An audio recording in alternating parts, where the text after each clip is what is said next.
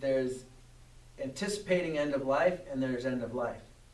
And you have two different mindsets. You have your mindset of looking at what you would be like if you had your end of life coming, and then what you're like when it's here.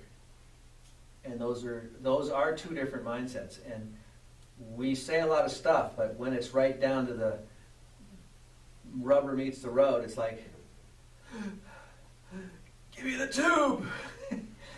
But the docs are saying, no, I would be, Before even they're there. CPR, which, Before they're there, that's what I'm saying. even This is CPR, which you think is, kind of taught as the big lifesaver, everybody should know, they're like, it's the invasive. no lifesaver, it's like Yeah. 1 out of 100. It's invasive, the outcomes are terrible, I would turn it down. By the time you're there, it's too late.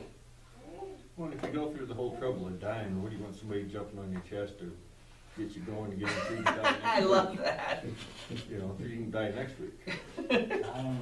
Like I you said, just, self- but I was amazed they turned out. No, I mean, you know. But That is a great it point. points out how important pain is. Yeah, I'm a doctor and I would turn down all this other stuff, but I would not turn down painkiller. No, and there's an article in this weekend's ASAP Journal about how to treat pain in the ER.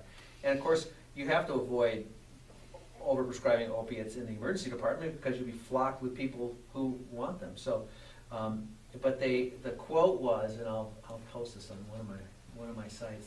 The quote was, "We've gone from a symptomatic treatment to a mechanistic treatment for pain. Like we're going to look for the pain generator and treat that."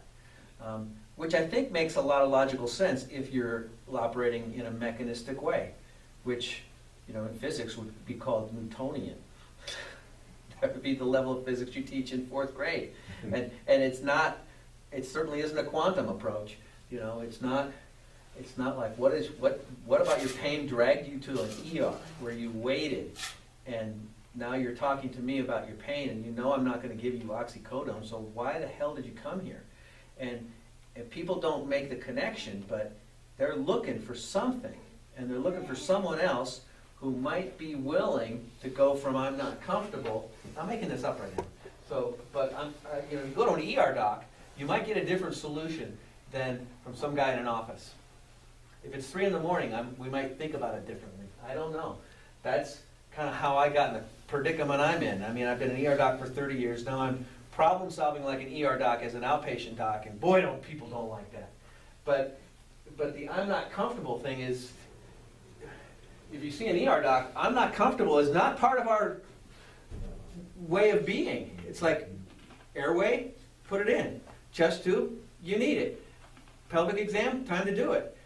Pus, drain it. Vomit, clean it. It's like shit happens. I'm not comfortable cleaning that wall. There isn't a way out of it. There is. Orderly. I'm going to do a variation of "There's no crying in baseball." There is no "I'm not comfortable in emergency medicine," and so maybe that's where the narcissism comes from. Is that you have to be confident enough to say, "I don't care what it is. I'm going to engage it because it's right in front of me." Well, I've been sent to the ER twice by doctors. Yeah. I have never seen a doctor in the ER. You get a lot of I've PAs seen now. nurses that say we don't treat chronic pain, and I've seen a social worker that babbled about something and disappeared, never to be seen again. So, Well, isn't it true? there's like, ER. by the time you're ready to go to the ER for pain, it's almost too late for anything to work real well. Yeah, you're kind of behind. Behind the It's eight already too late. Behind the eight ball. Well, You can put that target no, on. squirting blood and heart attacks. What Yeah. else would you If do? it bleeds, it leads. Yeah. Squirting blood and heart attacks. There's Yeah. no other reason to go. No? I don't think. Suffering is optional in the ER. They don't do anything for that. Not part of my practice. So this reminded me to talk about the alignment effect, and that is, I have a theory about that. It's like the placebo effect, and you've talked about placebo a lot today, is about 30%. Not in your case, because you're such a bloody skeptic. It's like 10% for you. Well, But if you're after the suggestible, first 90 failed, yeah, I became a skeptic. if you were a hypnotic candidate, you could get about 30% relief.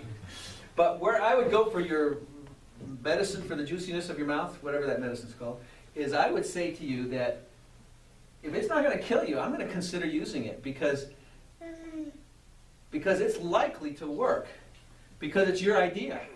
And if you come to me with an idea, with something that doesn't kill you, I'm gonna align with it because you're gonna get results. Isn't there always a chance allergic reaction to any drug will kill me, and then you're in trouble, so you're not comfortable? Well, my lawyer's not comfortable.